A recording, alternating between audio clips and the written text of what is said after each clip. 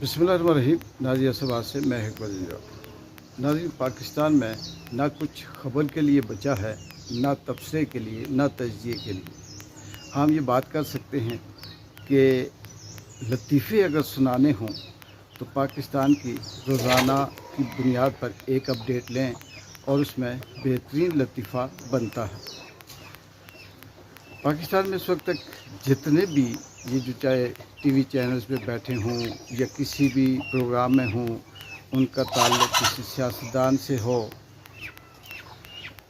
उनका ताल्लुक़ सहाफ़ियों से हो, उनका ताल्लुक़ ब्यूरोक्रेट से हो, जजेस से हो या फॉरेन अफेयर के किसी डिपार्टमेंट से हो, इनके जो बयानात हैं वो बयानात सिर्फ़ और सिर्फ वक्त के हिसाब से तब्दील होते हैं।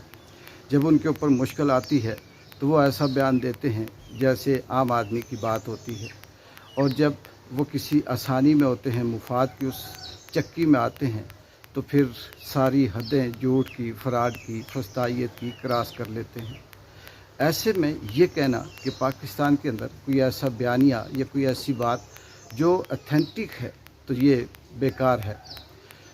वो हमारी पहाड़ी में, उर्दू में, पंजाबी में, अलग अलग ज़बानों में अपनी अपनी एक कहावत है। कोई कहते हैं कि अंधा बांटे रेवड़ियाँ मुड़ मुड़ अपने घर, या फिर ये कि अंधा बांटे शीरनी मुड़ मुड़ अपने नू, कि खुद ही उठकर, यानी एक दुनिया में रजीम चेंज करने वाले शख्स को, मुल्क के अंदर रजीम चेंज करने वाला शख्स नोबल इनाम के लिए नॉमिनेट करे। इससे बड़ा लतीफ़ा क्या हो सकता है। ऐसी शख्सियत जिसने कई सदियों से दुनिया के ऊपर जुल्म कायम किया हुआ है, कई सैकड़ों दर्जनों मुल्कों के ऊपर रजीम चेंज के नाम से उसने जुल्म किया, बर्बरियत की।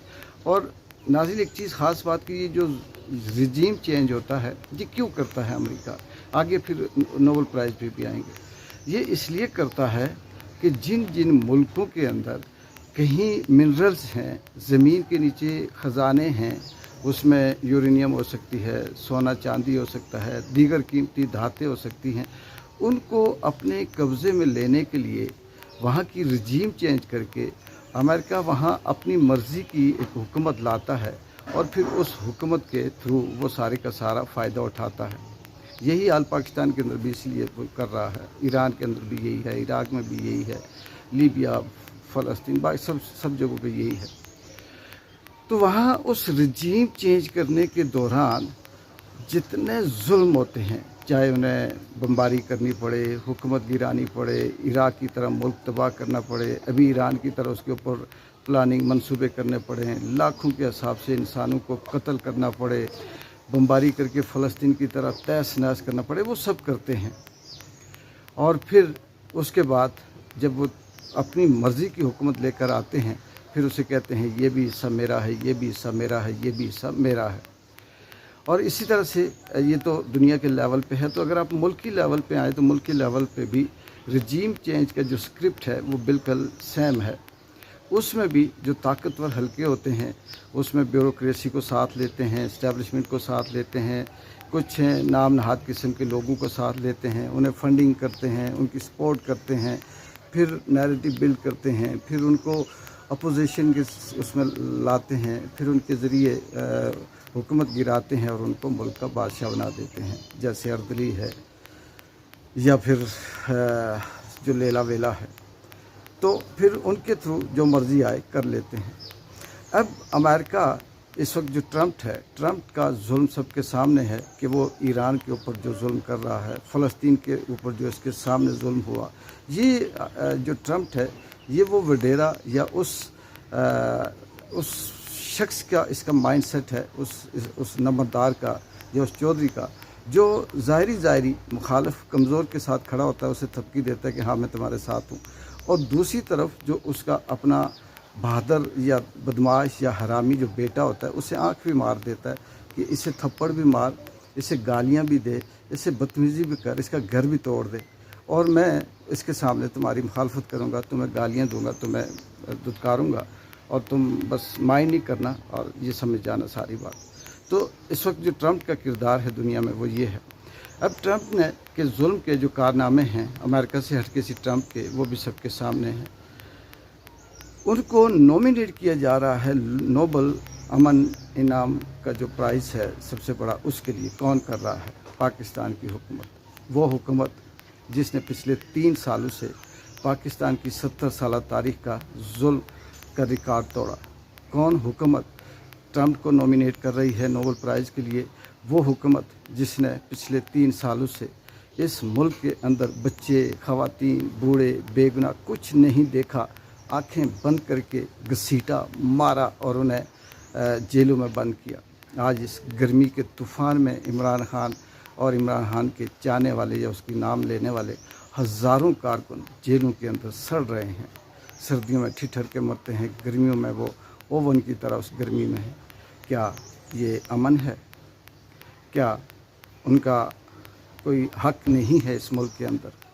सिर्फ़ और सिर्फ वो हक और सच की बात करते हैं, लेकिन ये ताकतवर हल्के उन्हें सिर्फ इसलिए कैद कर रखा है, बंद कर रखा है कि उनके ख़िलाफ़ जो इस जुल्म है, जो ताकत का नाजायज़ इस्तेमाल है, जो जंगल की बादशाही है, उसके हवाले से बात उठाते हैं और फिर वो उसे इनाम वो कह रहे हैं नोबल प्राइज़ इनाम के लिए सेलेक्ट करते हैं।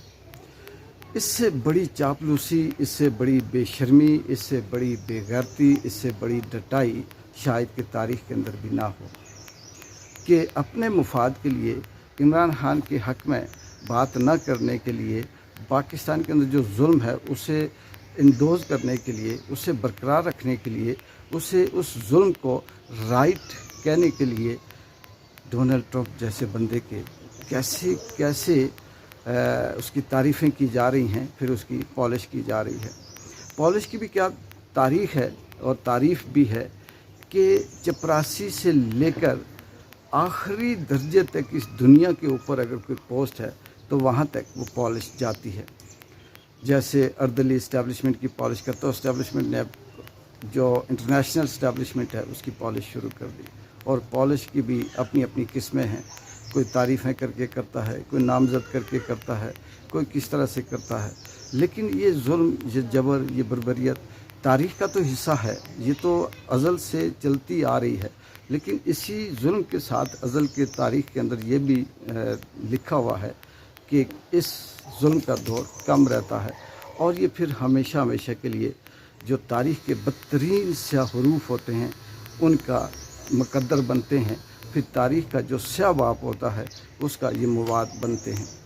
देखते हैं कि पाकिस्तान के ज़ालिम तरीन हुक्मरानों ने अपने ज़ालिम तरीन आका को नोबल प्राइज़ के लिए जो नॉमिनेट किया है, क्या जो इदारा है जो नोबल प्राइज़ के लिए फ़ाइनल वो करता है, क्या वो इसे रिकमेंड करता है, रिकग्नाइज़ करता है, या इस हवाले से वो क्या पेशरफ्त करता है? वक्त के साथ साथ आपसे इसकी अपडेट शेयर करते रहेंगे।